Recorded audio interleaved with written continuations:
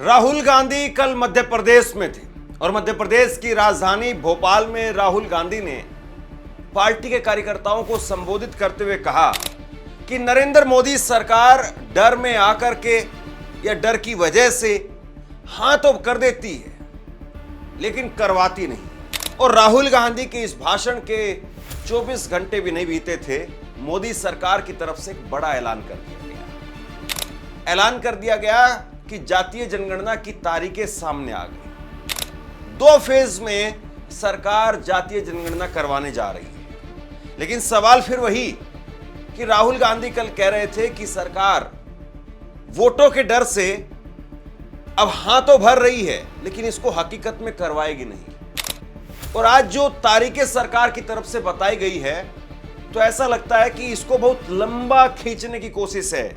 और खास तौर पर उत्तर प्रदेश का चुनाव यानी सबसे बड़ा चुनाव, विधानसभा चुनाव, उस चुनाव के बाद में जातीय जनगणना का प्रोसेस शुरू होगा। देश में पहली जातीय जनगणना का ऐलान 1 अक्टूबर 2026 से होगी शुरुआत, लेकिन यह भी केवल और केवल 4 राज्यों में होगी। जो असल जातीय जनगणना होनी है, पूरे देश में होनी है, वो 2027 में शुरू होगी, 1 मार्च से शुरू होगी।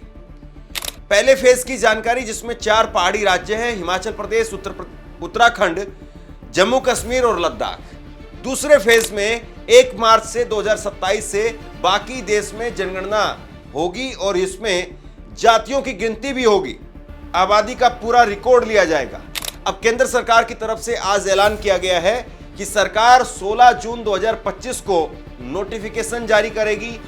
ऐलान आधिकारिक तौर पर जब पहली बार हुआ था वो 30 अप्रैल को हुआ था।